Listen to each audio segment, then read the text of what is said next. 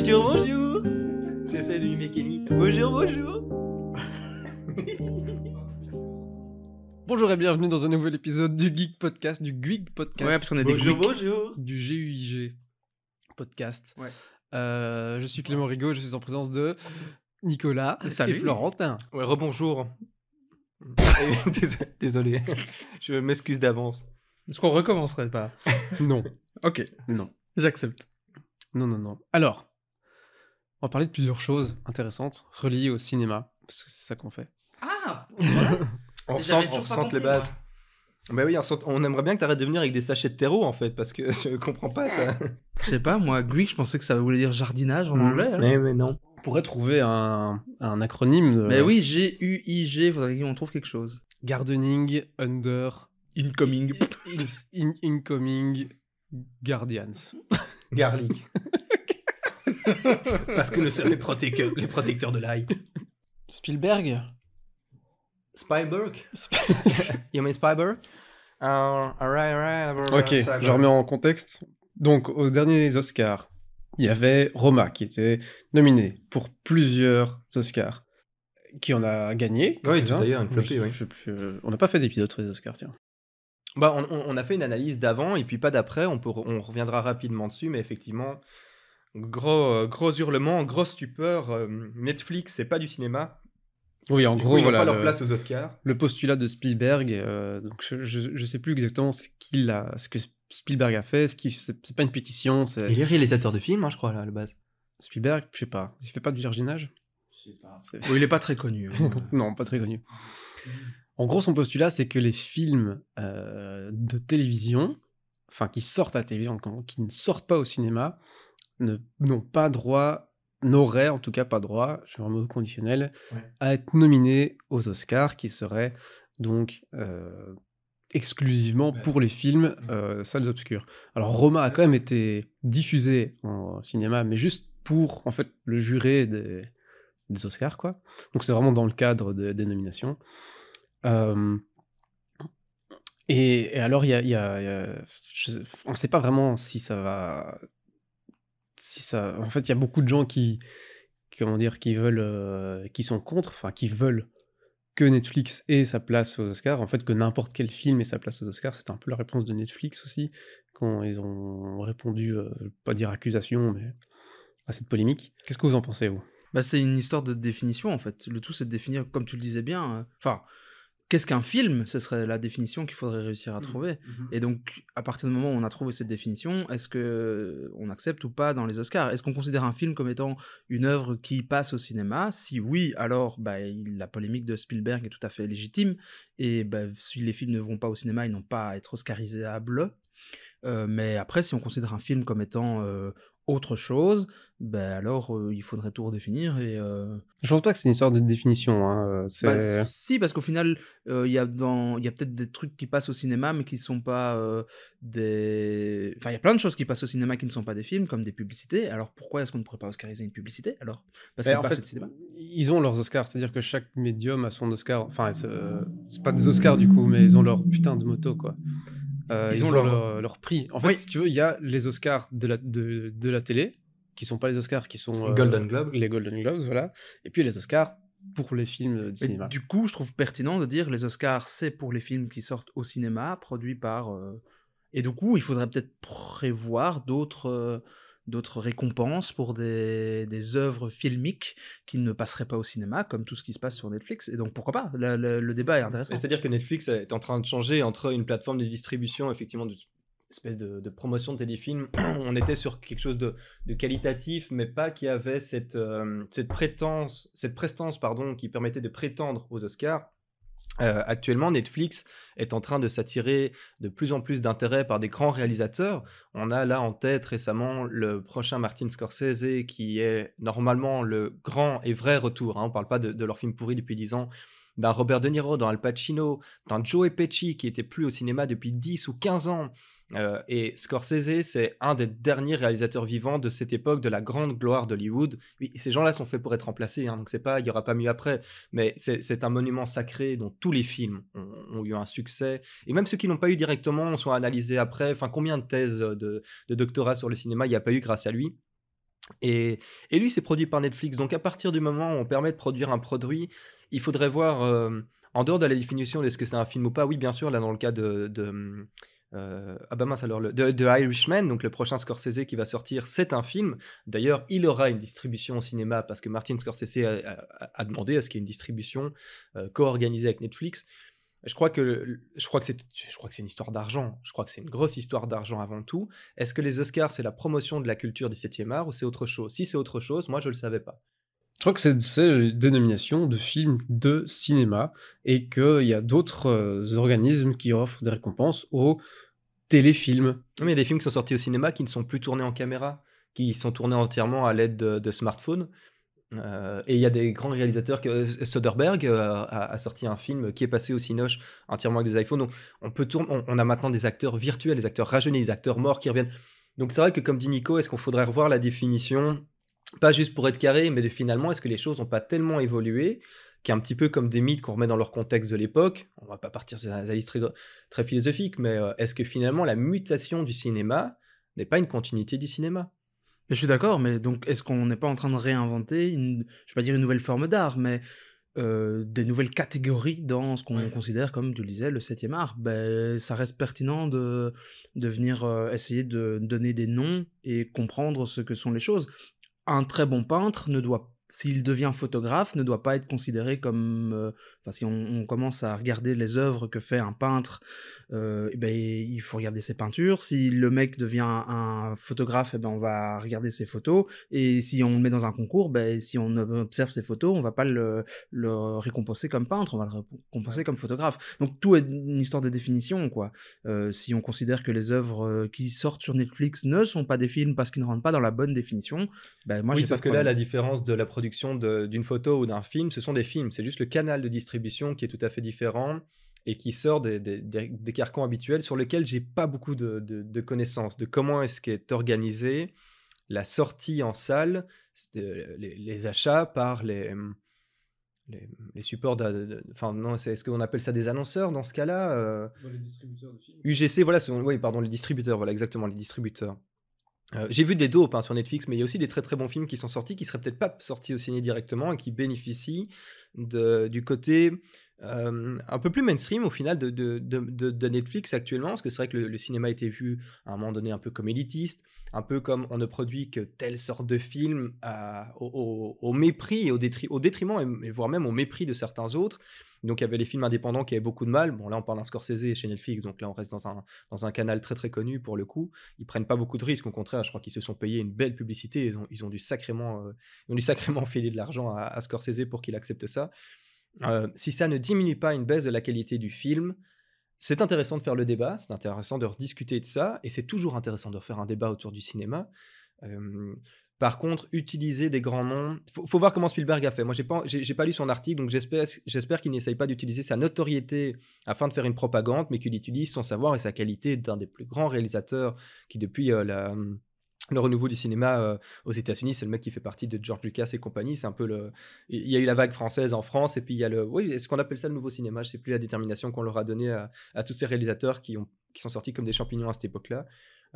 C'est intéressant de faire un débat. Moi, j'ai pas spécialement envie de trancher là maintenant. Je sais qu'il y a Indepanda, un youtubeur français que j'aime beaucoup, qui avait fait tout un débat sur Netflix est de la merde, point d'interrogation, point d'exclamation, et qui lui était au final plutôt favorable. Et il y a des acteurs de grande qualité comme Brad Pitt, Mess Mikkelsen, qui à la fois tournent au cinéma, à la fois tournent sur Netflix et peuvent toucher d'autres cibles et réaliser d'autres ambitions, et d'autres types de formats. Et puis c'est vrai que généralement sur Netflix, ce que j'entends souvent, c'est qu'ils ont une grande liberté et qu'ils ont une protection, qui sont très bien payés, quoi. Donc finalement, si ça permet de diversifier le contenu. En fait, un des principaux arguments de Spielberg, c'est un point de concurrence, si tu veux.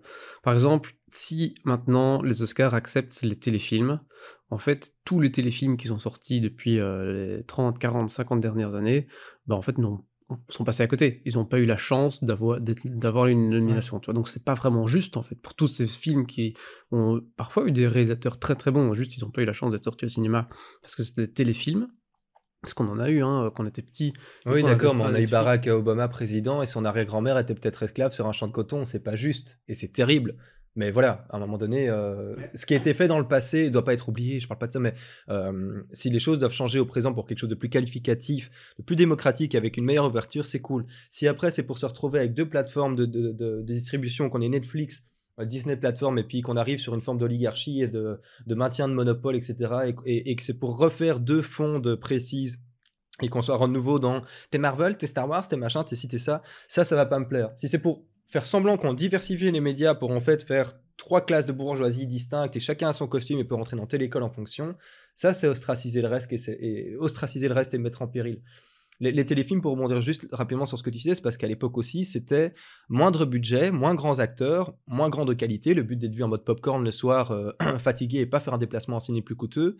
Et donc, il y avait ce côté série B, moins qualitatif, mais plus agréable. On regarde ça d'un œil un peu endormi. Et un peu comme on avait ce rapport aux séries télé, qui depuis HBO et le reste ont montré qu'elles avaient par moments des valeurs bien plus importantes que des films, voire même que des trilogies.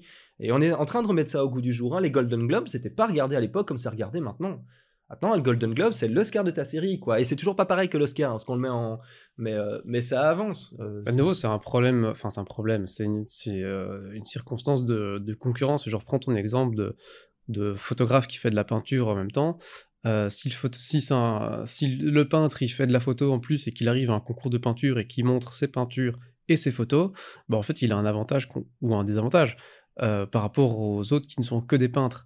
Donc un téléfilm qui profite d'un petit budget, euh, enfin c'est pas la même catégorie que des films enfin pas blockbusters mais hollywoodiens qui sont des maisons de production avec des millions et des millions de...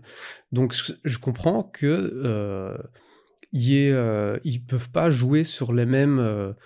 Enfin, un téléfilm ne peut pas se payer des acteurs incroyables, des réalisateurs incroyables. Maintenant, ça change, effectivement, avec Netflix, ça change, mais c'est pas sur Netflix qu'on va voir Endgame, quoi. Ça c'est des films qui, encore maintenant, sont au cinéma, et pour moi, ça reste encore deux catégories de films, tout simplement parce qu'ils bénéficient pas des mêmes... du même budget, des mêmes effectifs, du même matos, etc. Pour moi, la problématique de l'argent, c'est pas ce qui définit un film. Le budget, parce qu'il y a eu le projet Blair Witch, considéré comme clairement un film, et en termes de budget, il était, à mon avis, bien en dessous de pas mal de téléfilms. Donc, on peut pas considérer un film comme étant uniquement son budget ou la caméra qu'on utilise. Donc, la définition du film, pour moi, c'est clairement le canal qui est utilisé, qui permet de promouvoir ce film.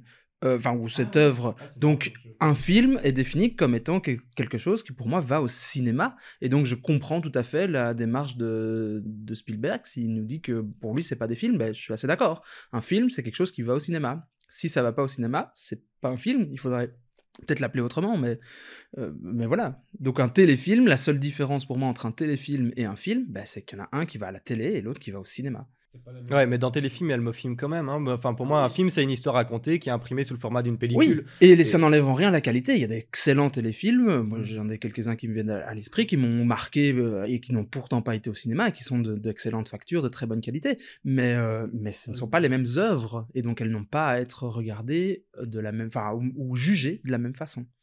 Parce qu'elles sont pas pensées de la même façon. En gros, le canal dans lequel on les... Elles sont pas pensées parce Non. que le canal fait qu'on fait une pensée. La façon dont elles... Là, je te rejoins éventuellement sur... Si tu produis Sur pour la dichotomie Netflix qu'il peut y ou avoir si tu entre les deux. produis pour envoyer au cinéma, tu vas pas du tout produire de la même façon. Tu le dis Clairement toi-même, pas, la ouais. liberté d'expression est pas la même. Enfin, il y a tout un tas de choses qui vont changer et du coup, bah, c'est pas les mêmes types d'œuvres pour moi. Après, je suis peut-être un peu fermé, mais c'est comme ça que je le visualise. Et je comprends du coup la vision de Spielberg. Après, ça n'empêche pas qu'on puisse redéfinir les choses et peut-être qu'il faudrait ouvrir les Oscars à plus d'œuvres que simplement celles qui vont C'est-à-dire au que je trouve que sa position, c'est peut-être parce que ça vient de lui, sa position est facile. Le type reçoit un Oscar tous les 5 ans, il en a mérité un bon paquet, c'est certain. Maintenant, il se facilite les choses sur certains films aussi qui sont sortis, hein. Moi, je regarde quand même avec de plus en plus de regards critiques le Ready Player One et autres films sur lesquels il est notamment producteur. Est-ce que c'est pas... C'est comique, il aurait peut-être pas dit la même chose si Les Dents de la Mer avaient pu sortir via quelque chose comme Netflix à l'époque. qui au cinéma était vu comme un nanar d'avance qui n'aurait aucun succès et qui a rencontré un des meilleurs taux de ratio entre l'investissement et puis la rentabilité des recettes mondiales, etc. quoi.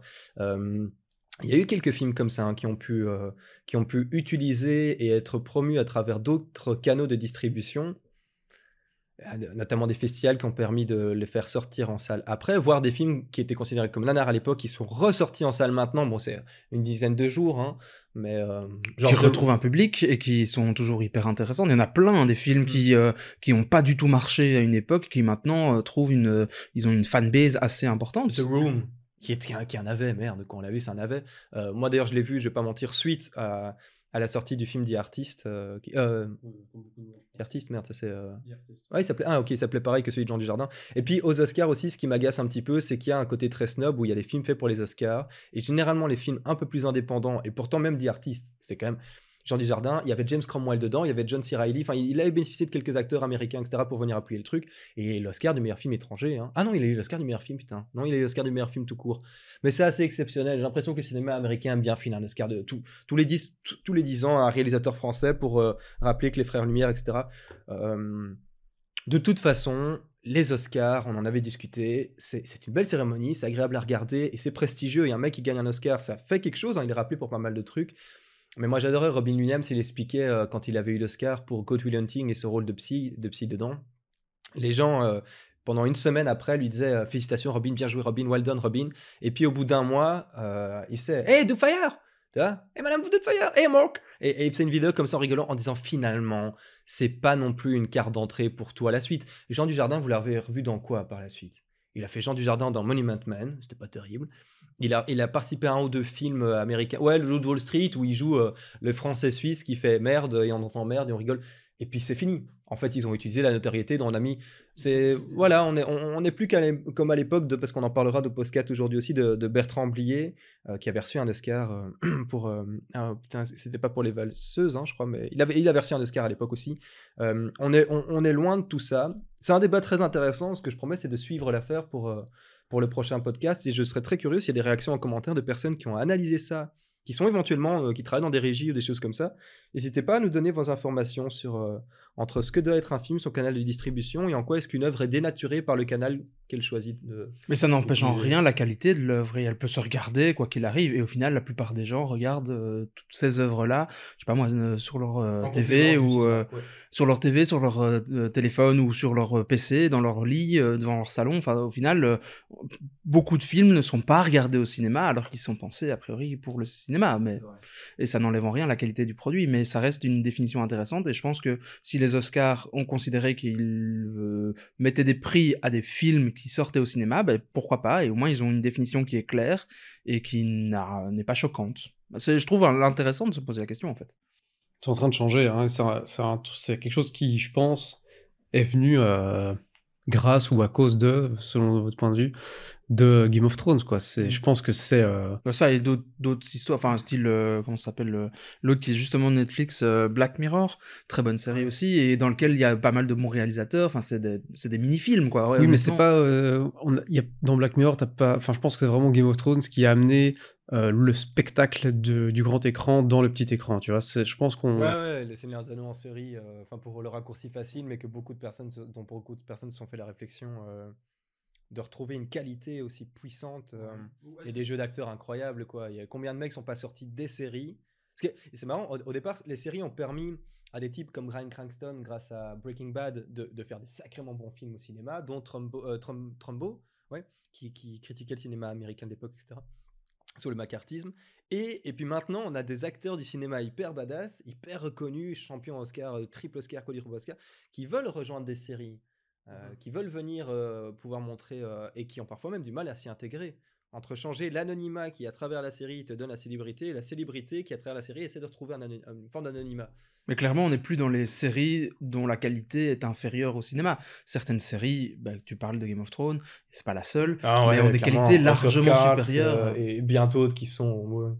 Il y en a beaucoup maintenant, et pas mal qui viennent aussi de Netflix. Mais qui ne se verraient pas au Cinoche. C'est vrai que Game of Thrones, au cinéma, oui, ce serait beau, mais il y a cette qualité de voir ça entre potes autour de la pizza, d'en discuter juste après l'effervescence, de pouvoir mettre pause, parler, de hurler. Moi, aller voir Game of Thrones au cinéma, t'as des gens qui adorent, hein, les gens qui hurlent au cinoche, quoi. Mais pour Hitchcock, je peux le comprendre, passer de la douche. Game of Thrones, toutes les 5 minutes, les avis qui seraient donnés, il y aurait des bastons en général, quoi. C'est partir en couille complet, quoi. Tandis que ce côté, on regarde ça entre amis ou dans les bars qui mettent quand même un écran un peu, tu sais, avec le projecteur, etc.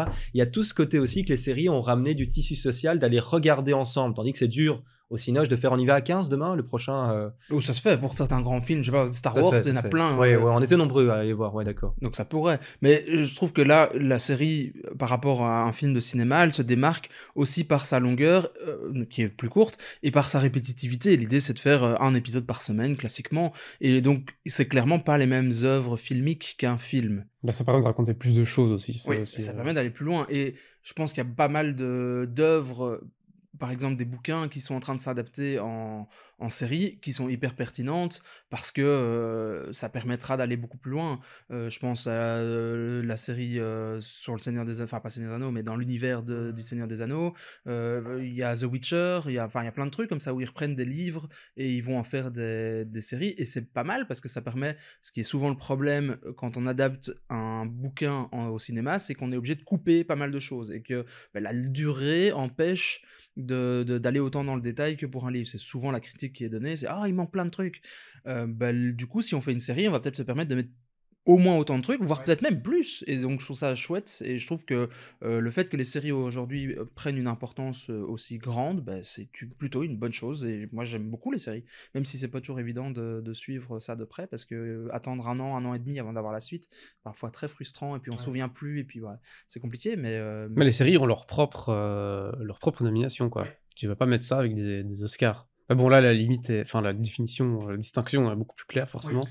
J'ai l'impression qu'en dehors, pour éventuellement conclure là-dessus, à moins que vous ayez encore un argument, mais en termes matériels, ce serait un petit peu comme comparer.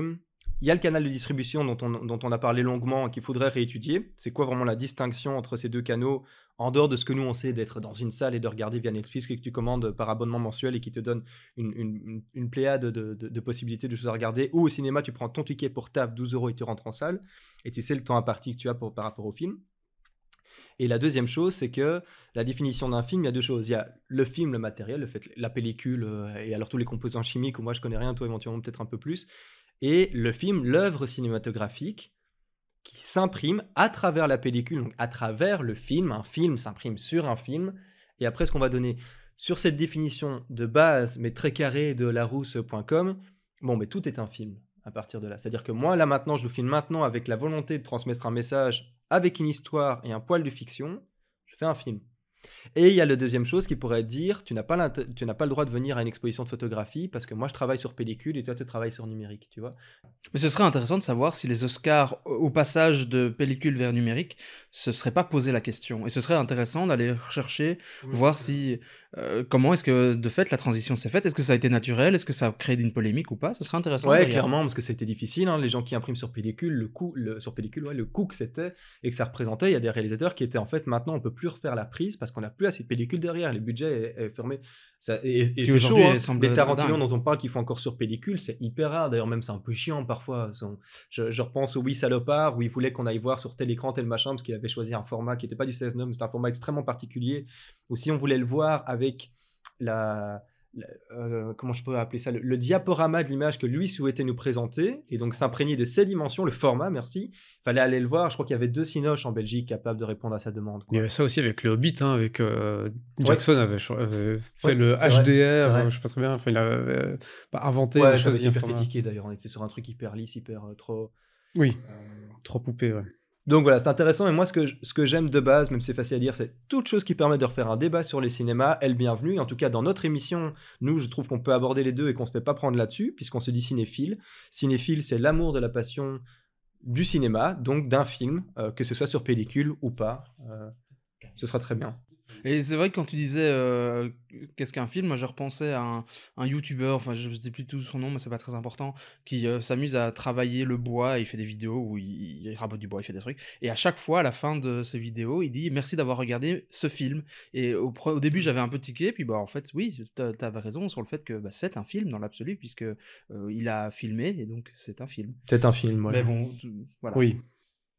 Est-ce que lui pourrait être aux Oscars? Non. Non, ouais, encore heureux.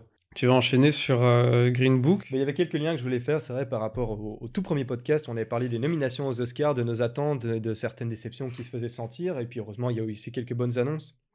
Moi, c'est plutôt des retombées par rapport à certains films qui m'ont profondément choqué. Je trouve ça très bien. On a parlé sur Captain Marvel longtemps du fait de représenter ce qui était considéré comme une minorité, c'est-à-dire la femme qui représente 55% de la population mondiale, donc en plus qui est une majorité, et qui est 50% du public en salle, donc juste la moitié. Et puis il y avait aussi les minorités. J'espère pas me planter dans les termes, mais est-ce qu'on dit ethnique, est-ce qu'on dit racial? Dans ce cas-là, en plus, tous ces mots maintenant sont hyper mal vus. Donc on va parler de gens de couleur, alors s'il faut le dire comme ça, c'est un peu con, mais donc la représentation des acteurs noirs à l'écran, il y avait eu tout ce clash, Oscar are so white, il y a quelques années. Donc est sorti Green Book, est sorti les films de Spike Lee, donc Kelly nous avait fait une très belle revue de l'œuvre cinématographique lors du précédent enregistrement de podcast. Et en fait, j'ai appris que Spike Lee, à l'annonce des nominations, non pas des nominations, d'avoir reçu des Oscars pour lesquels était nominé Green Book, le film avec Mahershala Ali, qui avait précédemment gagné l'Oscar du meilleur acteur pour Moonlight. Moonlight avait gagné l'Oscar du meilleur film, d'ailleurs. Ça a été tout le débat entre La La Land et Moonlight, ça a été hyper gênant. Et donc Mahershala Ali, qui est un acteur reconnu et qui est un des acteurs noirs phares de cette époque, sur lequel qui est... Ouais, ce serait horrible de dire le nouveau Denzel Washington, parce qu'à chacun son identité, c'est pas ça que je veux faire. Mais à l'époque, vous voyez, il y avait un acteur, tout le monde connaissait Sidney Poitier, et puis c'est tout. Et puis l'espoir de la communauté noire en mode montre que les noirs sont capables de faire du bon cinéma, il y avait Sidney Poitier. Donc forcément, si le mec avait un Oscar une année, après quand même, il aurait mérité l'année d'après, on n'avait pas tout le temps le remettre à la même personne. On l'a fait pour Meryl Streep, on l'a fait pour Jack Nicholson, mais certainement pas pour les noirs, quand même, hein, on s'ouvre, mais pas trop. Tu vois, Hollywood reste... Bah oui, bien sûr qu'Hollywood reste hyper fermé et qu'il y a plein de problèmes là-dessus. Donc on a parlé de toute la problématique par rapport à la représentation maintenant de la femme avec qualité ou excès, c'est-à-dire en fait c'était juste faire place aux actrices, maintenant on est en mode la femme, mais si vous la ramenez au fait qu'elle est femme, on retourne sur le genre et on n'a rien compris. Et on a un peu ce problème avec les acteurs noirs, et en fait ce qui m'a surpris c'est que Spike Lee, qui est un mec extrêmement politisé dans cette cause de la visibilité des noirs au cinéma, d'avoir un réalisateur noir, on a Jordan Peele qui a cartonné avec Get Out, etc., a souhaité quitter la salle lors du gain de l'Oscar pour Green Book, qu'il juge être un film non qualitatif et un film sur bien des points racistes qui va tellement déconstruire certains arguments racisme qu'il le devient lui-même, un petit peu comme ce truc qu'on avait en France de quand t'es antiraciste, t'es raciste toi-même, parce que dire qu'un noir a des moins bons postes, je sais pas, par exemple dire que, voilà, je veux dire comme ça, dire que les populations émigrés de 3e ou 4e génération, ou même moins en fait, qui tiennent les bus de la STIB à Bruxelles, qui tiennent les taxis, et mettez-moi au défi de me citer que vous avez une fois sur deux un gros moustachu avec un accent bruxellois qui dit être né dans les Ardennes dans votre Dakar. Moi, quand je prends un taxi, c'est quelqu'un qui parle arabe, qui est bien souvent musulman, et qui pour le reste est peut-être né depuis 3 générations à Bruxelles, mais qui a cette histoire, cette tradition, cette immigration familiale qui l'a amené jusqu'ici. Une culture socio-familiale. On prend des gants extrêmes. En fait, en plus, c'est débile que j'en prenne, parce que je crois qu'il n'y a pas trop de panique dans ce que je dis. Et donc, en fait, de nier cette réalité, c'est du racisme, très bien. Et de trop la mettre en avant, c'est devenu du racisme aussi. Et c'est ce que je trouve insupportable, et c'est ce que je reproche à Spike Lee, parce que j'ai vu du coup Green Book, on en avait parlé, c'est un super chouette film, je te recommande vraiment Nico de le regarder. C'est un feeling good movie. Donc effectivement, à la base, tu sens qu'il y a un pépin et que ça va bien se passer.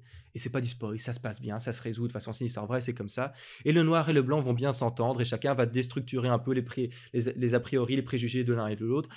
Et ça se finit bien. Et alors, c'est de la merde. Mais pourquoi ? En fait, c'est bien joué, c'est comme ça que l'histoire vraie se passait. Ça a permis de promouvoir un truc du passé qui viendrait montrer que ce serait chouette si au présent ça continuait comme ça. C'est hyper bien joué. Viggo Mortensen est fabuleux. Très différent de ce que tu as l'habitude de le voir, enfin de ce qu'on a l'habitude de le voir. Mahershala Ali est très très chouette, et on a effectivement, c'est l'inverse, le conducteur cette fois est blanc et c'est un émigré italien dans le Bronx, et la star est un pianiste noir qui a beaucoup de difficultés puisque dans les années 60 il souhaite faire des tournées dans le sud. Enfin, bref, ça c'est le synopsis de Green Book.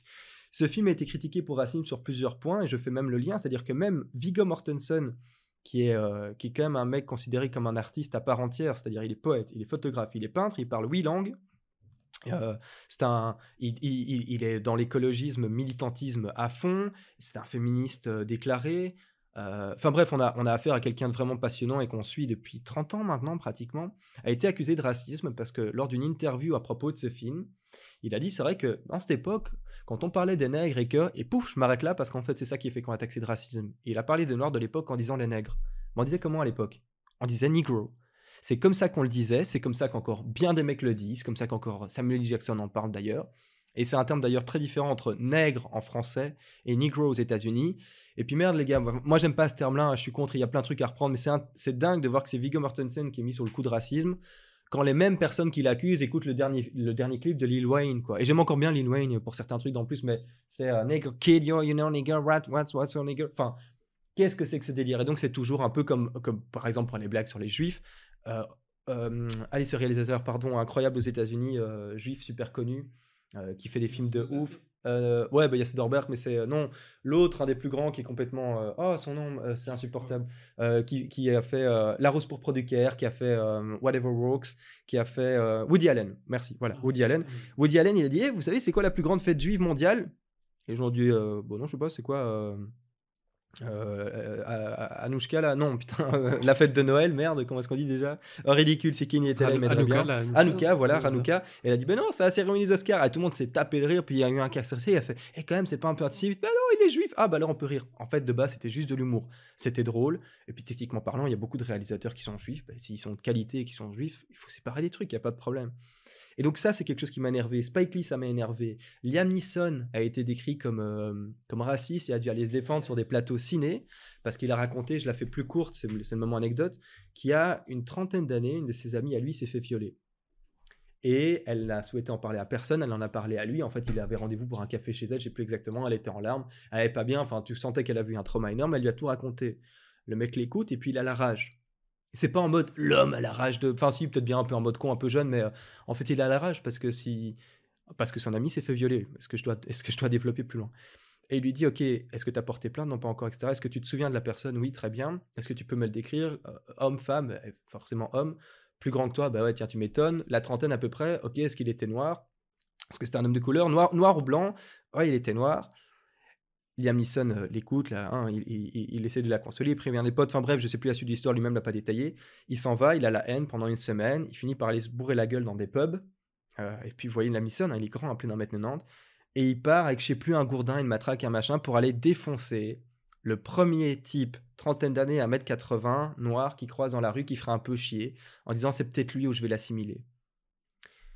Donc là, c'est con. Là, c'est une réflexion qui, dans l'absolu, pourrait être raciste. Je crois que c'est un mec qui est traumatisé, qui a la rage, qui veut un peu tout défoncer. Un peu comme vous savez, quand on dit je suis contre la peine de mort, ça plaît à tout le monde, mais si on touche à mes enfants, je lui ferai bouffer ses propres couilles et tout le monde est d'accord parce que oui, bien sûr, la vendetta personnelle. Donc lui, pareil, avec une idée de vendetta non personnelle. Et là, c'est le côté un peu le mec qui il veut aller venger son ami, et c'est là qu'il se trompe, il veut aller se venger lui-même de la haine de ce qu'on a pu faire à son ami. Et donc, il va chercher la merde en rue. La merde n'aura pas lieu. Fort heureusement, je sais pas ce qu'il aurait fait. S'il avait fait quelque chose, il aurait été arrêté et ça aurait été le bordel. Et 30 ans après, pour son prochain film d'action à la con, là, qui sort, enfin qui va être sympa, mais qui est un peu con, qui parle de vengeance, il venait raconter cette histoire personnelle en disant, en fait, ça nous est tous arrivé de vouloir tuer quelqu'un. Et moi, j'ai eu cette pensée. Vous imaginez le flip? Vous imaginez la pensée terrifiante que j'ai eue de me dire, le premier mec noir à 35 ans qui ressemble, je le tue, c'est pareil. Quelle assimilation terrible! Heureusement, il s'est rien passé. Heureusement, j'en suis revenu. Donc il raconte ça très honnêtement, avec un sentiment de culpabilité de l'époque, etc. Il était jeune et tout ça. Enfin, je crois que ça paraît clair pour tout le monde. Voilà, il a dû aller s'excuser auprès de nombreux plateaux télé, parce que imaginez, c'est une personne noire aujourd'hui. Et c'est intéressant de voir, donc on peut pas parler d'un noir parce que c'est mal, c'est donc parler d'un noir, et pas d'un être humain avant tout, mais vous blessez la communauté noire, et donc on ramène la personne à ce même attribut qu'on n'a pas le droit de citer. C'est quoi ce paradoxe? C'est quoi cet oxymore? C'est quoi cette hypocrisie terrible? Qu'est-ce que c'est que ce délire, quoi? C'est les mêmes gens qui ont, pour certains, pour moi la majorité, mais voté pour Trump. Voilà, donc moi je voulais dire ça, je veux dire que Green Book est un super beau film, que c'est un film assez facile, bon c'est une histoire vraie donc ils ont suivi le courant, et que si c'est un film à travers ça qui peut déconstruire certaines idées et aider une personne dans le monde à pas être raciste, tant mieux, c'est même pas le but. Si simplement le film il a plu et que tu te sens heureux en sortant du film, c'était un film. Ouais, c'est ça, quoi. Point barre. Qu'on arrête là-dessus. Qu'on arrête de ce réalisateur-là, il est juif, qu'on arrête ces saloperies, qu'on prenne les personnes pour qui ils sont en tant que réalisateurs, c'est-à-dire en tant que qualité de métier, pas d'âge, pas de race, pas d'antécédents il a écrit, et même il y a 20 ans sur Twitter, un mec avait écrit les PD, machin, et puis on revient dessus.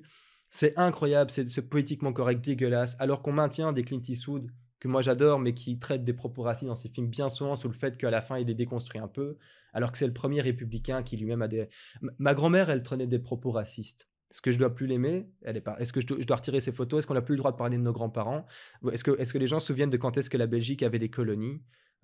Voilà, est-ce qu'on peut arrêter ça et voir qu'il y a un vent positif qui est en train de changer les choses, que ça prend du temps, mais vouloir quitter la cérémonie des Oscars sous le prétexte qu'en fait Spike Lee a pas eu le sien et que c'est ça, je crois qu'il a fait chier. C'est de l'ego mal placé derrière un argument facile et c'est se replacer lui-même comme oui, mais moi je suis noir, moi je suis noir, moi je suis noir. Ouais, peut-être, je suis un peu, voilà, j'ai été Mais rapide, je un peu. suis fondamentalement d'accord avec ce que tu as dit. Et le problème aujourd'hui, c'est qu'on oublie enfin, le droit à l'oubli n'existe plus. Et des propos qu'on a tenus il y a 5, 10, 20 ans sont pas du tout cohérents par rapport à la personne qu'on est aujourd'hui. Enfin, je ne suis pas la même personne qu'il y a 2 ans Et ou il y a 5 heureusement, ans. quoi. Et heureusement Et que. malheureusement, peut-être parfois, mais heureusement, de manière générale, c'est que tu évolues positivement, quoi. Ah ouais, clairement. On va regarder le film American History X, il a évolué.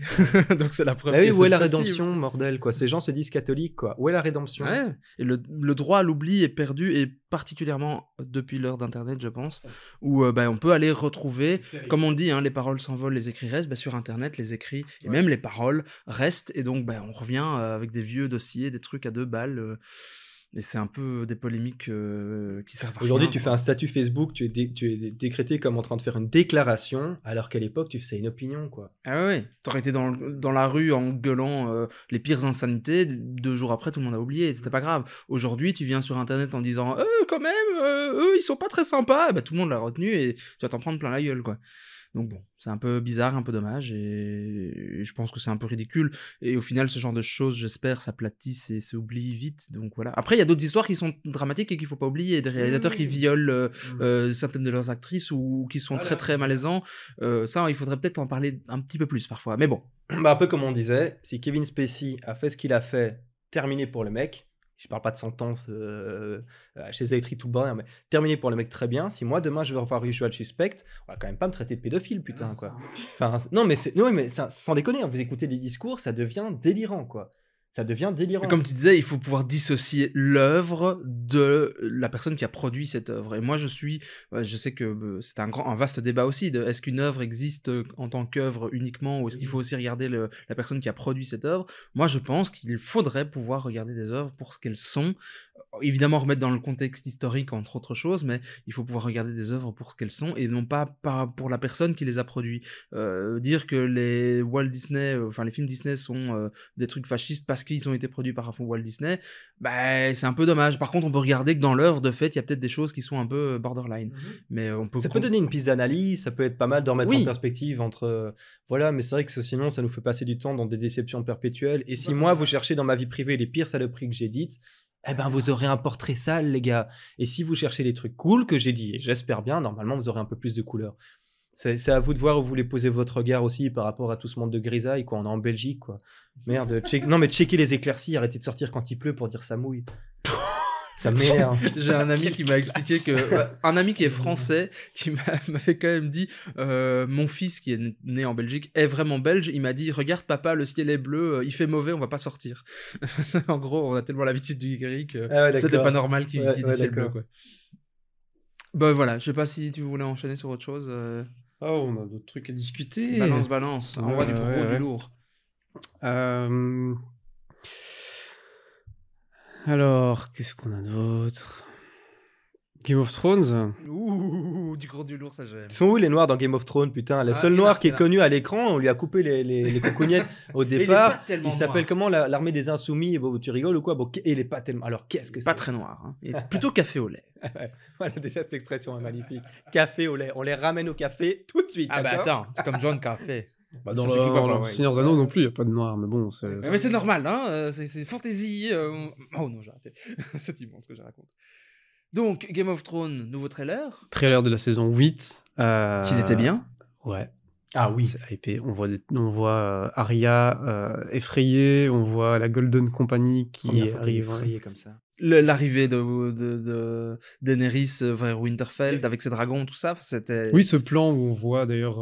je pense bien que c'est Bran qui est de nouveau perché en haut et qui voit l'arrivée de cette armée qui arrive, qui vient faire vraiment penser au premier épisode où on voit les Lannister arriver et où Bran est de nouveau... Je trouve il arrête d'être en hauteur, ce con aussi. À un moment donné, stop, grimper les arbres, quoi. Ça t'a pas suffi, la saison 1. T'as perdu tes jambes, reste assis à terre. De toute façon, il voit tout ce qui arrive. Il veut plus rien arriver. Maintenant, c'est une corneille. Ouais. D'ailleurs, il y a un peu la théorie En fait, la grande question dont on n'a pas la réponse, c'est qu'est-ce que veulent les marcheurs blancs? En fait, ils arrivent, Bah oui, c'est vrai. mais qu'est-ce qu'ils veulent? Et l'acteur qui joue J'espère que c'est pas de la cassonade, parce que ça ferait du déplacement pour loin, pour rien. Ils quoi. auraient pu C'est envoyer con, un les mecs. corbeau, hein. Envoie juste de la cassonade. Écoute, Ah bah, les cocos, fallait exprimer, quoi. Écoute, ils ont rien à bouffer, les mecs, de l'autre côté du mur. Ah, c'est peut-être ça, ils ont faim. Mais franchement, ils ont la dalle. Alors après, ils sont On mecs, appelle hein. quand même les White Walkers, hein, si vous voulez qu'on revienne un petit peu sur Putain, le débat. Voilà, Casse- White Walkers. C'est vrai qu'il n'y a pas de noir. Ah chez eux. tiens, c'est... Voilà. Et non, en fait, l'acteur qui joue le Night King, il a dit, vous allez voir dans la saison 8, il a une cible vraiment, il a une cible définie, quoi. Donc, vous allez bien comprendre que le Night King, il a une target, donc on va comprendre son but. Et tout le monde pense que c'est Bran. Ouais, mais c'est peut-être un peu facile, justement. C'est peut-être un peu facile, mais c'est ce qui... On enfin, avait c'est une cohérent. théorie là-dessus. Ouais. Tu m'avais expliqué comme quoi il essayait de s'accaparer un peu ses pouvoirs, pouvoir changer un peu le passé. quelque pour chose ne dans le pas genre. se transformer en Night King, pour éviter sa transformation en marcheur blanc. Parce qu'on a vu les Children of Men, là, les enfants de la forêt, et qui... Ils ont qui percé son qui cœur ouais. avec de l'obsidienne, c'est ce qui l'aurait transformé en. C'est d'obsidienne, c'est du... Ouais, du verglas, du Dragon Glass, c'est obsidienne. Dragon Glass, c'est ça. Ouais, il faut pas confondre avec le fer, non, enfin, c'est quoi l'acier valérien? L'acier À chaque valérien. fois, je confonds les deux, mais c'est vraiment deux choses différentes. Est-ce que c'est Ah merde. Ah bon, moi j'avais pas capté ça. Ah, c'est deux choses différentes. Donc Dragon Glass, c'est de l'obsidienne, c'est une pierre que tu peux éliminer. D'ailleurs, Oui, voilà, qui sont en train de Jon miner, Snow oui. s'est démerdé pour en récupérer. Qui n'a rien à voir avec un dragon alors, les dragons Non. de glace. Ah, Non, non. je crois que c'était le souffle du Non, dragon. en fait, qui- l'obsidienne, c'est le mélange de pierres très chaudes, donc de la lave, avec de l'eau. Et donc ça s'est vitrifié, ça devient un vrai verre. Ah, casse-moi Ça ressemble mythe. à du Ok. verre. Du coup, D'accord. ça vient de pierres très Ah, chaudes. mais donc- ça existe, enfin dans le monde réel, l'obsidienne. L'obsidienne on peut en existe trouver. vraiment. Enfin, je vois à quoi ça ressemble, oui. Ben voilà. Et l'acier valérien, c'est une technique d'acier qui est recouvert en plusieurs couches d'acier. Donc ça ressemble à l'acier Damas pour ceux qui voient à quoi ça ressemble. Enfin, les aciers où on voit plusieurs lignes, il y a des couteaux comme ça. Dans l'idée dans cet univers-là, en plus de forger l'acier, ils doivent en plus ajouter de la magie et des choses comme ça pour le rendre extrêmement résistant. Ah, ok, on est un peu plus sur. Comme Narsil dans le Seigneur des Anneaux, l'épée d'Aragorn. Ouais. Ok, d'accord. Forgé par les ailes. On revient à une idée d'un alliage surpuissant, très très fort, dans lequel il y a un peu de magie. Et c'est ce qui empêcherait les marcheurs blancs de détruire l'acier, puisqu'il est, entre guillemets, magique, quoi. D'accord. Bah, merci pour cette précision, parce que si je l'avais pas en 8 saisons, je sais pas si, à part les hardcore fans, l'avaient aussi. 3e épisode, ce sera donc la bataille de Winterfell. C'est le titre, en tout cas, de l'épisode. C'est le titre de l'épisode. On voit C'est quelques... comme ça se passe à la comté. Hein. C'est vrai qu'on a- On voit quelques images dans le trailer qui... Bah, en fait, je crois que le trailer se base vraiment sur la bataille de Winterfell. On voit Arya qui a peur, qui court dans les... Ce qui est d'ailleurs étrange de se dire, ils ont fait un trailer pour toute la saison et ils ont l'air, en tout cas, de montrer beaucoup de choses qui vont se passer dans l'épisode 3. Donc sans doute que ça va être un épisode un peu twist, ou je sais pas trop, mais... Mais je crois qu'ils veulent, s'ils doivent faire un trailer qui montre ça, parce qu'il y a encore d'autres choses à raconter après, tout ce qui... Enfin, ça va être la merde à Winterfell, et ensuite ça va être la merde à King's Landing, tu vois. Oui, d'ailleurs, c'est ce qu'on disait en regardant le trailer ensemble, que on voit une citadelle qui ne me rappelle rien. Et Ça, on pourrait la retrouver facilement, parce que j'ai vu des analyses de trailers où ils ont direct capté ce que c'était, mais Ok. je sais plus. moi, ça me disait rien. Et derrière, on voit Cersei, donc il y a des chances que ce soit l'endroit où se trouve Cersei. Donc elle serait peut-être plus à King's Landing. Ce serait intéressant de se rendre compte qu'elle a bougé alors qu'elle était... Je crois pas en qu'elle est position de toujours force. là-bas, mais ça, je sais plus. Est-ce que King's Landing vous semble être une bonne position de défense, en fait? Contre les Bah, marchands quand même, blancs hein, c'est... Bref. C'est assez au sud, hein. Non, oui, après, Il fait chaud, elle a peut-être qu'ils toute font. son armée là-bas, enfin, c'est... Non, mais de toute façon, c'est l'hiver, L'hiver Ah oui, est oui, partout, bah oui, donc... oui. Bah, dans cette Winter zone-là, is here. justement, on voyait certaines scènes avec certaines personnes qui soufflaient, et dans leur souffle, on voit cette vapeur d'eau, donc il semble de faire très froid, tandis que quand on voit Cersei et toutes ses armées, j'ai pas l'impression que ça va déjà arriver, donc peut-être que l'hiver arrive plus... Ah, elle a encore le soleil en façade. Hein, elle, Ouais, parce que... À voir si on est vraiment sur un hiver déjà bien présent partout dans Westeros, j'ai pas l'impression. Mais je pense que ça va vraiment être la deuxième partie Oui, peut-être. de la saison, parce qu'en fait, il y a... quand on revoit un peu... Il y a deux moments clés dans la série où on voit, à un moment donné, Daenerys a une vision quand elle est dans la maison des Undying, un truc du genre. Elle a une vision où elle voit le trône de fer, Oui, qui est complètement oui. démoli, où en fait tout est enneigé, Ouais, à fond, et je me elle veut rappelle. toucher Oui. le trône, et juste au moment où elle va le toucher, il y a quelque chose d'autre qui l'attire. Et Bran voit aussi ce trône enfin exactement la même scène, où il voit le trône enseveli de neige, avec tout la citadelle défoncée, tout est en débris. Donc à mon avis, ça, on va le voir à la fin. Parce qu'évidemment, il doit y avoir un plan, t'as raison. Quel est l'intérêt d'avoir un monde rempli de White Walkers? On n'est pas dans Walking Dead ici, puisqu'on voit qu'il y a une intelligence, c'est quoi l'intérêt? On se pose après, on regarde le néant, c'est la destruction, et je me Ah, mange... si ce sont des êtres qui ont besoin du froid comme nous avons besoin de chaleur et d'eau, bah, peut-être que leur objectif c'est de juste agrandir leur territoire, quoi. Et Ah ouais, d'accord, imaginons ok. que ce soit simplement des êtres d'une vie un peu différente de la nôtre, bah, ils sont en train, entre guillemets, de terraformer et de se débrouiller pour avoir un Ouais, c'est territoire ça. plus... Et il y a rien de manichéen dans Game of Thrones, il n'y a Non. pas de bon, il n'y a pas de méchant, donc tout le monde a sa propre raison de poursuivre sa bataille, et je pense que pour les marcheurs blancs, ils ont, et même dans les livres, on ne sait pas en fait ce qu'ils veulent. Toutes les théories sont autour de ça. Moi je trouve que la théorie comme quoi ils veulent éviter en fait d'exister, d'être des marcheurs blancs, donc d'éviter le premier marcheur blanc, je trouve que ça tient la route parce que c'est très subtil, c'est pas con, et ça pourrait vraiment bien rentrer, ça pourrait bien fit dans l'univers de... Le seul problème, c'est qu'on n'a jamais vu Bran changer le temps. Il a jamais rien changé. Si on pense même à Hodor, l'explication de pourquoi Hodor s'appelle Hodor, ben, Ouais. depuis le début, il s'appelle Hodor. Et il n'a pas changé ça. Oui, Et il n'y a aucun moment, il a changé vraiment. Même il y a une scène où il voit son père qui remonte pour aller chercher Liara. Oui, il l'appelle et il se retourne. Il se retourne, mais en fait, il s'est toujours retourné. Donc, il n'a pas changé ça. Simplement, son père a ressenti sa présence et il s'est retourné. Mais il n'y a pas eu de changement dans le temps. Donc, Ce sera peut-être le moment donné où le Night King aura perdu son espoir, où il va se rendre compte qu'en fait c'est pas possible, que peu importe ce qu'il essaye, qu'ils vont essayer de changer le passé, mais qu'ils n'y arrivent pas. Et en fait, peut-être que les marcheurs blancs vont juste... ce sera leur défaite, peut-être, tout simplement. C'est intéressant en tout cas de changer le côté monstrueux de... Là, on a l'impression que les marcheurs blancs sont monstrueux parce que d'apparence, ce côté zombie qui bouge, qui fait peur, ça. C'est vrai que ce serait triste si à un moment donné on voit justement de pas jouer avec l'alarme et compagnie, mais l'échec de tout un peuple, de toute une race, surtout pour le Night King et les autres, comment est-ce qu'on les appelle? Il y a les zombies débilos qui travaillent pour eux, qui sont 99%. C'est les marcheurs Et blancs. puis voilà, le White Walker. Ok, ah oui, donc les marcheurs blancs, c'est les White Walkers. Ouais. Et les autres, on les appelle comment alors? Army of the Dead. Army of the Dead, voilà. Tu vois, bon, Army of the Dead, on s'en fout, mais de voir que ces marcheurs blancs, finalement, à un moment donné, ils se diraient, c'est fini pour nous, quoi. Tu vois. Qu'il y a un côté peut-être d'injustice. Moi, je me demande s'il n'y a pas une guerre auquel on n'aurait pas pensé ou qu'on n'aurait pas encore vu. Et je me demande si merde, comment il s'appelle, le Seigneur du Feu, ou je sais plus quoi, enfin Seigneur Light, Lord of Light.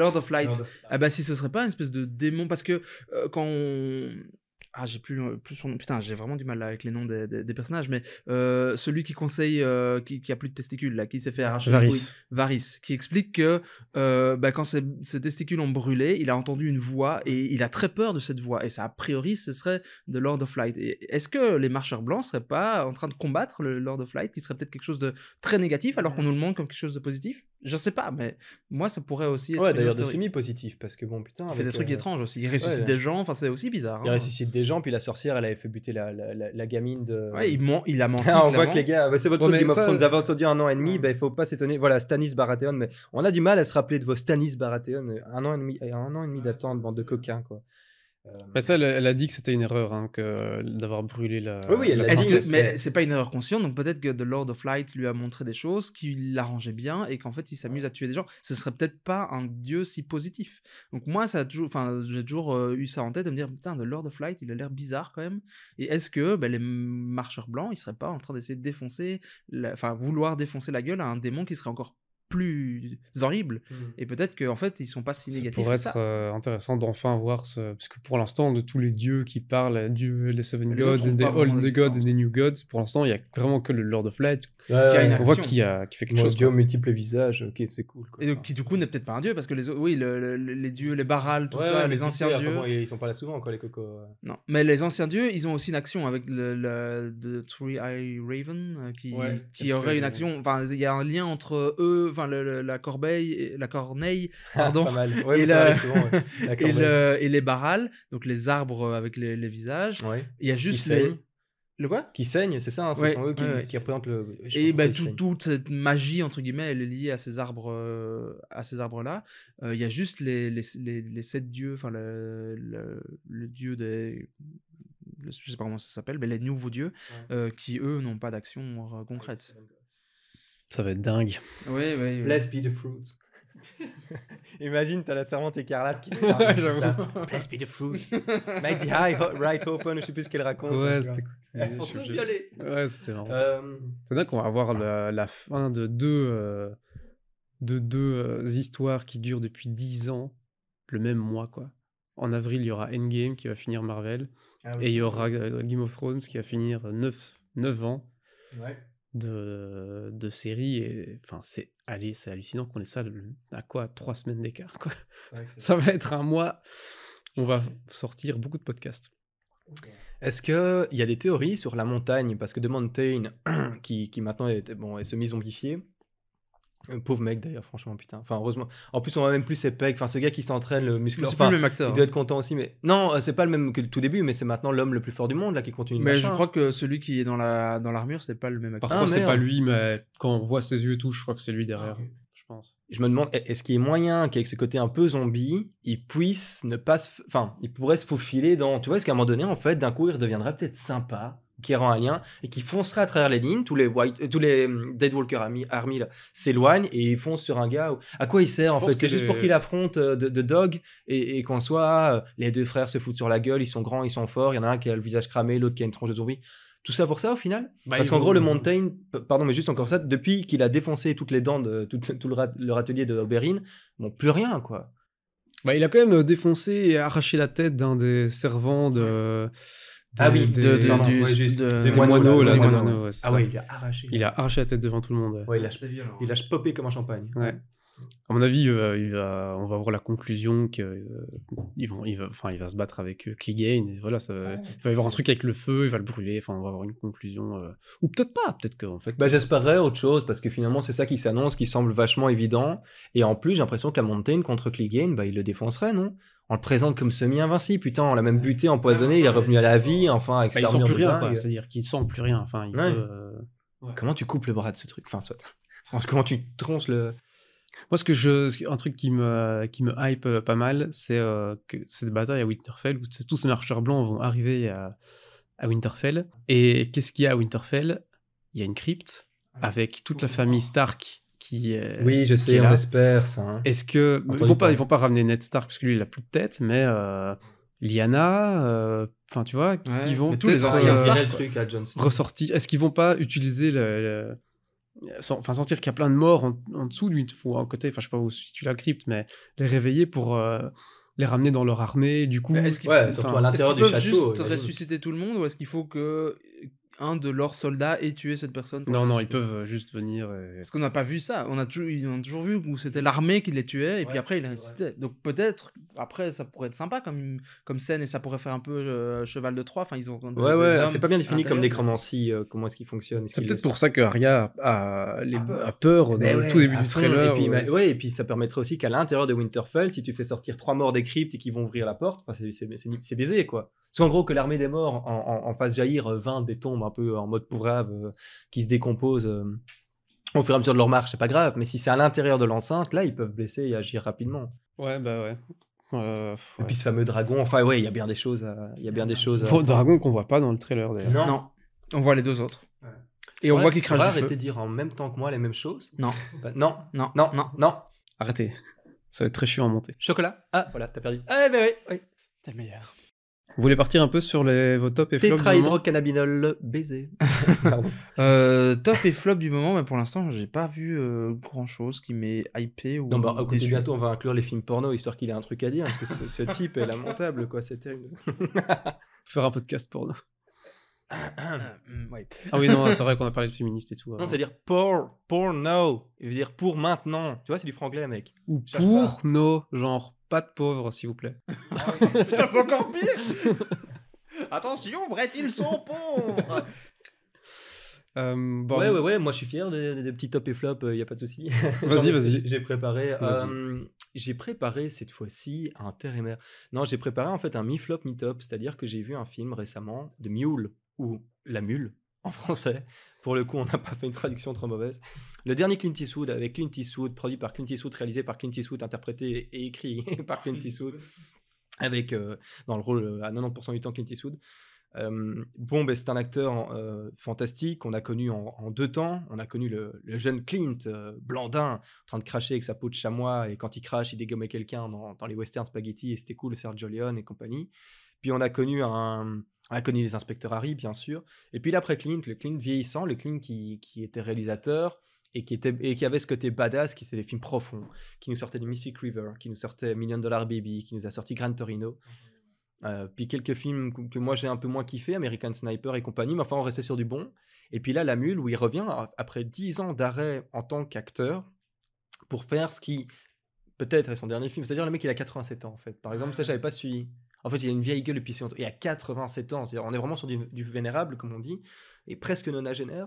Et donc, il y a aussi ce côté un petit peu héritage, dernier film qu'il voulait montrer. Je crois que c'est un challenge envers lui-même. Je pense pas qu'il s'attendait avec La Mule. Je vous recommande de le voir, hein, honnêtement. Mais comme je crois que la carrière de Clint est bien faite, bah, pour une fois, je vais faire un peu le salaud. Je vous dirai pas d'aller taper 12 balles dans la séance.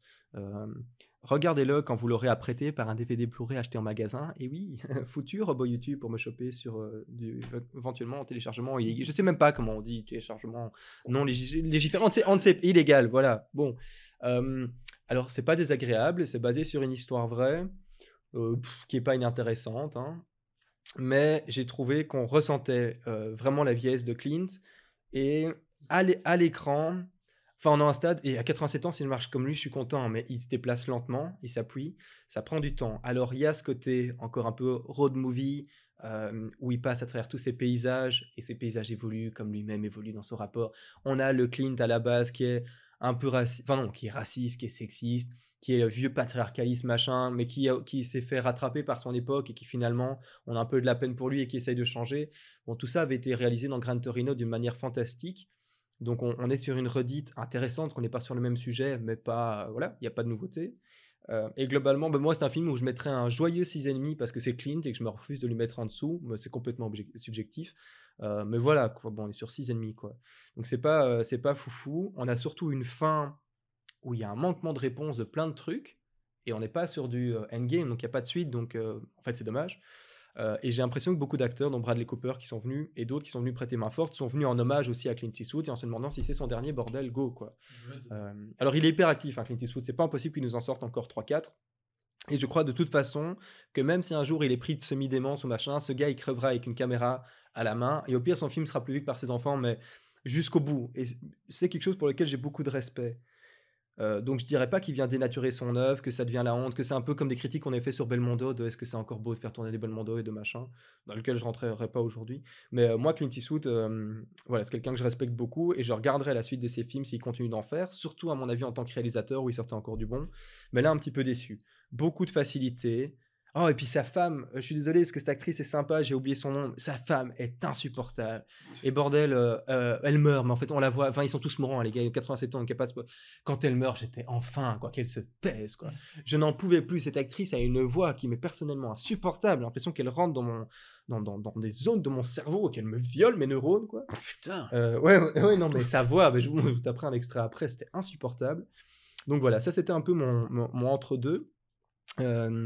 Comme top, alors je taperai Green Book, dont j'ai longuement parlé par rapport à tout ce qui s'est passé. Et alors j'ai un top d'attente, j'espère, qui pourrait être un flop et que je voulais vite aborder. Et on va le faire en filigrane. Et d'ici la prochaine fois, on l'aura vu, en tout cas avec Kenny, je suis persuadé, pour vous en parler, comme on a reçu des échos et on est chaud de parler de cinéma français. Je voulais vous demander si vous avez vu la bande-annonce, si pas, je vous invite à la voir. Convoi exceptionnel, le prochain et probablement dernier film de Bertrand Blier, le fils de Bernard Blier. Et je me dis fan de cinéma français, et la honte ultime, genre Bertrand et Bernard, déjà on n'est pas loin, bien éloignés, ils ont la même gueule en plus, ils s'appellent Blier tous les deux, j'avais même pas capté que c'était son gamin, quoi, lamentable. Donc le fils de Bernard Blier, Bertrand Blier, qui a réalisé Les Valseuses, et une pléiade de films dont j'ai pas pris la liste là maintenant, mais que beaucoup d'entre vous ont vu, et surtout à mon avis vos parents, qui revient pour un dernier film où il est également à l'écriture, avec Gérard Depardieu et Christian Clavier, que personnellement je ne supporte plus. Et ben voilà, sauf que là dans le film ça a l'air très intéressant, ça a l'air complètement barré, c'est-à-dire que le but d'un film de Bertrand Blier c'est de ne pas pouvoir le décrire, Et le concept, c'est qu'on est dans un monde où chaque personne est régie par un scénario. Tu es obligé Oui, à tel j'ai moment. vu la bande-annonce de Tu as ce vu? truc. Ça a l'air complètement fou, Eh ça a ben, l'air au début, absurde. ouais, quand j'ai vu le début, je me suis dit, c'est un sketch, tu sais, Oui. et Non, ça en en fait, film, ouais, il va en faire un et film. ça a l'air très décalé, quoi. Ah, mais Genre, c'est pas dans complètement. son scénar, le mec comprend plus ce qui lui arrive. Oui, enfin, donc si je te rencontre en rue, tu es censé me répondre tel truc parce qu'on t'a dit tu vas rencontrer un homme blond ouais, et qui. c'est marqué, quoi. Et bien Et t'as sûr, le scénario Depardieu, lui, devant n'a toi. pas de scénario parce qu'il a fait toute sa vie sans, ce qui est un peu la critique qu'on lui fait, qui retient plus ses répliques, qui s'en fout. Et tenu par Bertrand Blier, je sais en tout cas que Depardieu, tenu par Bertrand Blier, se tient. Ah ouais, c'est facile, tenu, il se tient, mais qu'il a un respect et qu'il est gardé un peu comme quand il jouait devant Gabin. À un moment donné, si Gabin lui faisait fils, tu te calmes un coup, même Delon, il se calmait, quoi. Donc je suis intéressé de voir. Christian Clavier a l'air de faire exactement la même chose que d'habitude, mais sans être grossier, vulgaire et Est-ce qu'il merde, arrêterait de quoi. gueuler Enfin, une bonne fois? Parce que lui, ah il non, hurle, hein. non, il continue d'hurler. Ça, c'est insupportable, hein. Ouais, Ce mec, ouais, il hurle tout le temps, ouais, c'est son savoir-faire, c'est de gueuler pour rendre soi-disant la réplique plus intéressante. Mais voilà, le film a l'air très bien. Et puis pour Bertrand Blier, pour les cinémas français, on vous promet de vous faire un retour. Si ça, je possible à suis 4. intéressé d'aller le voir Eh ben avec go les vous, hein. gars. Donc pour la prochaine fois, ceux qui font, et c'est quand un cinéma français, bah d'abord c'est quand il veut bien se donner un petit peu de qualité et Ouais, ouais, d'effort. quand Hein. il arrête de faire à la 2. Voilà, on a pensé à vous faire des podcasts de films cultes et ça viendra peut-être un jour en bonus sur le côté parce que moi le meilleur cinéma français pour moi c'est quand même celui entre 60 et 80, plus 60-70 d'ailleurs. Sorry pour les avant-guerres. Et voilà, donc on reviendra avec vous vers Convoi exceptionnel. Et puis Bertrand Blier, c'est un type fantastique. N'hésitez pas à aller voir aussi les compilations de vidéos de son papa, Bernard Blier cette fois, qui racontait des anecdotes sur Jean Gabin, sur Jean Carmet, sur Rému, sur Pagnol. Et c'est c'est truculent, cher monsieur. C'est truculent, c'est drôle par l'excès. C'est agréable, c'est une autre époque, ça pue la vieille pipe. Voilà, et ça a l'air très très agréable.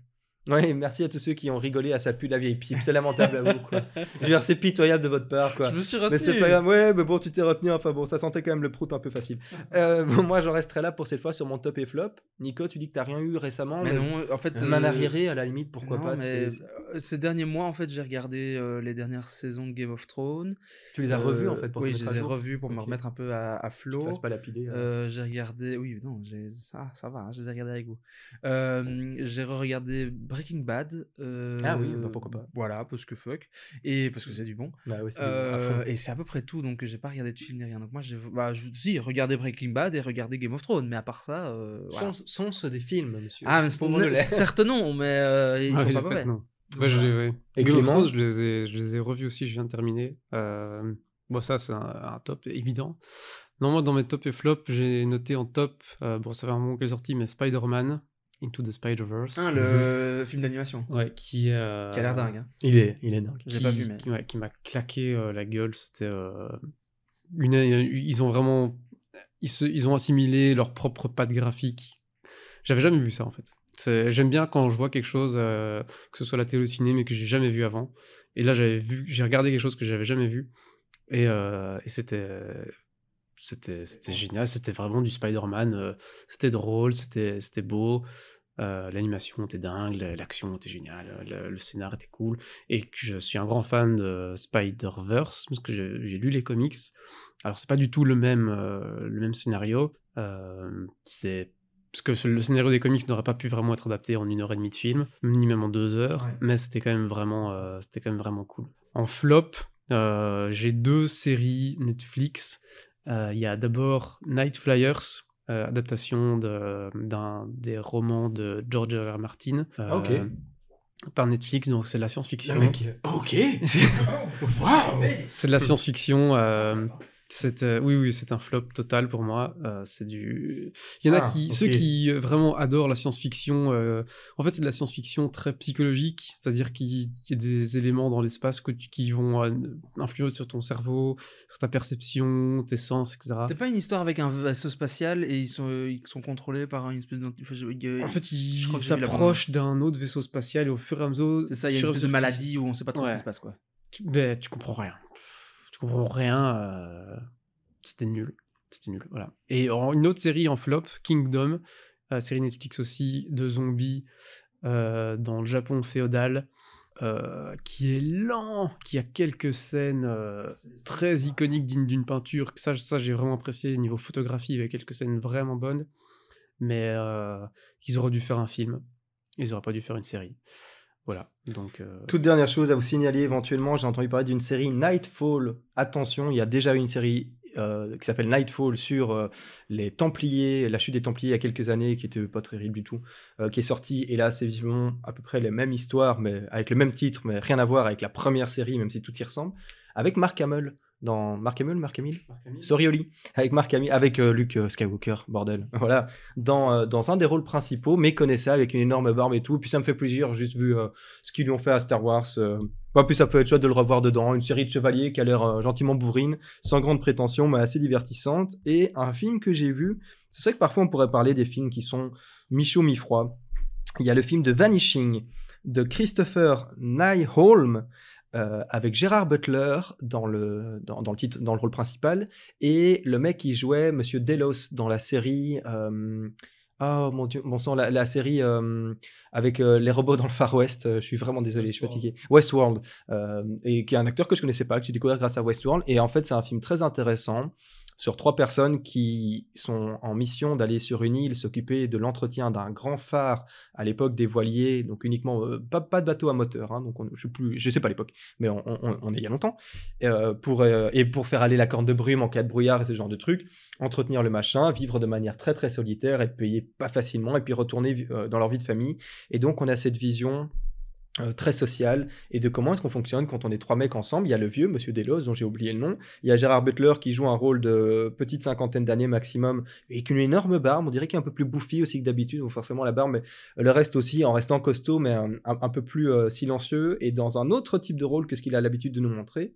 Et puis un jeune gamin.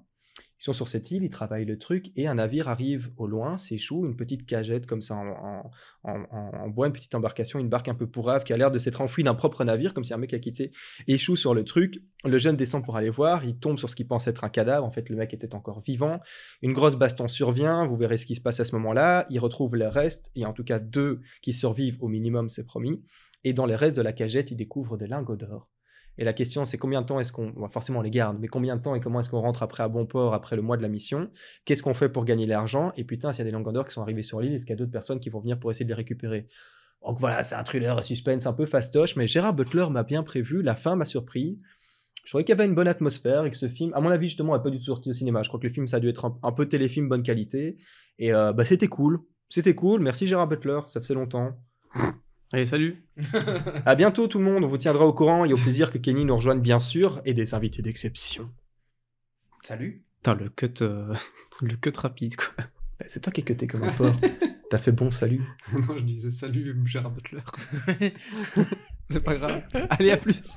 Ouais, t'avais compris comment toi? Ah, moi j'avais compris ce qu'on voulait faire, mais...